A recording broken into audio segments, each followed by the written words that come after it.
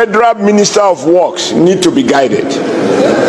Because whereas we have all these old roads that are in bad shape, he proposing the construction of new roads when existing roads are not there.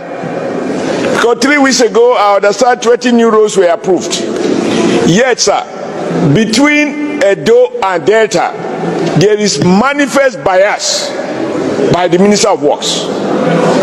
You cannot go to Warri and you are here, Senator Dafinoni. You can't go to Warri from Benin. You can't go to Asaba from Benin. You can't go to Auchi from Benin. You can't go from Auchi to Okene from Benin. What have we done wrong? I think the minister has shown consistently there is no federal allocation. It is Mr. President goodwill. Mr. President goodwill that he directed that they should use tax credit to deal with part of this section. Otherwise, all the budget over the past 3 years, in spite of the first motion under your leadership that was moved to draw his attention, the Federal Minister of Works has failed deliberately to include that portion bordering Delta and Edo in the national budget. You go to the states, it's the same thing. People are going to do super highway. Super highway to where?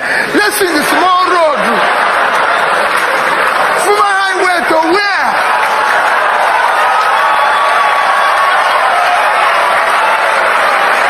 They're going to do flyover. When the main road is not good, why are you doing the flyover? Where are we flying to? We want the road to be good. But they're going to do flyover. That is what you see in this country. The Lagos Calabar, obviously the project that's being worked on, that your statements on that project are... My statement on it is one statement that is because I'm the one who made it, I won't use the word exemplary. All that I said is what I did even as a governor. There's so many existing roads that are in disrepair. So many that require the construction. There's some that are women that are not motorable. We already have a network of roads that need to be repaired, reconstructed, and everything. And I said, we don't need to start new ones. When Biden came here, he did something, he said he's going to improve the infrastructure. Did he say he's going to start new ones? No infrastructure plan, yeah, you're right. He said he's going to, that American infrastructure is decaying. He needs to improve it. He didn't say they're going to start new ones. We think that they open new ones through the seas and everything. It's so that the existing one, this is something that we have been glad. I remember telling someone in America, I wish they can give us this one they want to repair. So we can take it and put it in a place so they can have repair new ones, because that's what we need. But today, are you from Nigeria? Yes, I am from Nigeria. Which part of Nigeria? Imo State. Thank you. You can't drive from Owerri to Port Harcourt. Just Owerri to Port Harcourt. If you're driving from Owerri to Port Harcourt, the Owerri end of it will take you. You'll be going to the bush, coming out, everything, to just get there. You can't drive that. You can't leave that. You cannot drive from Kano to Medugri. I was in Kaduna a few weeks ago. The Kaduna bypass will take you hours. You cannot go from Abuja to Lokoja. You can't drive from Lokoja to Auchi. You can't go from Auchi to Benin. The East-West Road has not been completed. You can't even drive from Benin to Sapele to Warri. You can't go from Calabar to Uyo. I can't go on and on. Let's fix all this. You can't go from Osoka, where we call Ubolafo, to Otugbo. Can't go from Otugbo to Makode. These roads are in a mess. to fix them. So we have enough network of roads that are already existing. Same thing, Lagos, Ibadan. Can't go to Ibadan. There's places you can't go, you can't drive to. Go to Djibouti, Benin, all the no. So why are we starting new one? And I stand by it. I told them, even in our manifesto, we're not going to start anything new. Let's fix. And that's what I was telling you about when they talk about education, roads, everything in Anambra State.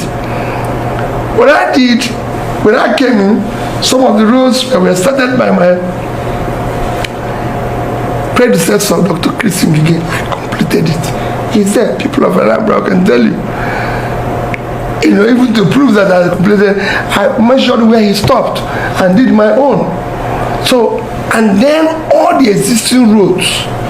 And then started opening the rural areas where the roads did not exist again. I started opening it up. Built a maintenance agency to maintain them, because one of the problems we have in Nigeria is people think you can construct a road and it stays forever. No, in this country, you will see them every 5 years. They are laying a road that even it's done everywhere in the world. In Nigeria, you build a road, people will say, oh, the road to be built has failed. I left government 10 years ago. The road is not forever. This building, this hotel, every 4 or 5 years, they refurbish everything. Otherwise, the hotel will fall, it will collapse. But it should be, obviously, there should be some revenue being generated by the roads to be able to maintain it. The federal government can't obviously be able to take care of every single road, so maybe tolls are some things that... Nigeria have not said they will not pay tolls. When the toll gates were there, they were paying. If you do a good road in Nigeria today, Nigerians will pay toll. It is government. They can do it. They can do it based on the toll system, partnering strategically with those that can build the roads and collect the toll. But they won't do it because of obvious things. Which are? Corruption. Okay, well, I'll leave that alone. I'll go back to Chioma for the sake of time. In addressing another allegation, the Vice President has accused you of engaging in divisive rhetoric because you criticize the government's spending priorities. How do you respond to those allegations? Well, I don't need to make comment on that. Just the same thing I said. It doesn't exist. There's no evidence to that. If I said you need to put money here and remove money here, that's not criticism. I'm only just saying what is right. You know, where we're building students' hostel, we're building student hostel with 1 billion. Students' hostel, 12 tertiary institutions. We're spending 1 billion to build students' hostel, but we have 6 billion or 15 billion. 15 billion. To build 15 billion to build. Let me use Vice President House. Today in Nigeria, we have the highest number of homeless people globally. 24 million. Go and check it out. But and you're building a house for one person with that amount. But they said that is the criticism. That's all. But they said the money was already appropriated already. It doesn't matter. It doesn't matter. When I became governor, monies were already appropriated for things that I changed. I said no, we can't use these resources for this because we need it for something else. That's what makes you a leader. Being able to say things are wrong. I had my office. 298 million naira was appropriated for it. I did everything for the 3,200,000. I had my lodge. 486 million. I did everything with 81 million. And I can go on and on. The office of First Lady that was already appropriated. I said no. We don't need it. We shut it down. We already have appropriation to maintain our lodge now, but I shut it down. That's what makes you a leader. A leader finds solution to problems. My question is, as Nigerians, we know some of our problems. when you have large cost of governance, people in the Senate, people in the House of Rep, making millions of naira, even having newspapers allowance that nobody reads newspapers anymore nowadays, everything's online. I strongly believe that if Nigerian current government cannot control the expenditure, what they dish out to all the people representing us, we will continue to have difficulties in managing the affairs of the country. What do you think, as a former governor or as a presidential aspirant, what should be the minimum salary for those people representing us in the House? Thank you. Thank you very much. If you have followed me, Charles, you know I've been, I don't know how to describe it, but a very, very, very campaigner of cutting the cost of governance, aggressively ensuring that it's reduced to minimum. And it's not just those who are in the House. From the executive, I've operated at that level as a governor, and I can tell you the cost of governance in Nigeria is not just irresponsible, it's criminal, because there's so much waste. And that you can drop to a very minimal level and have resources to deal with other issues. You can't just have people stay in one place, renovating houses, building palaces, buying planes, while abandoning critical areas of development. I just told them yesterday that the number one critical area of development is health. And you can't talk about health without talking about primary health care.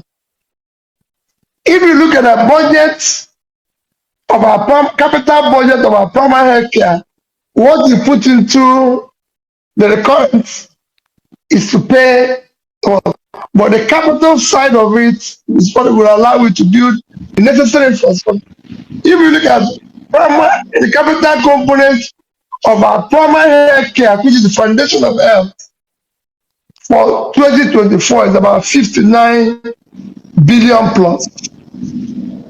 If you look at the capital budget of all the teaching hospitals, from that of Ibadan, University of Ibadan, University of Lagos, University of Nigeria, Soka, Ahmadu Bello University, University of Jos.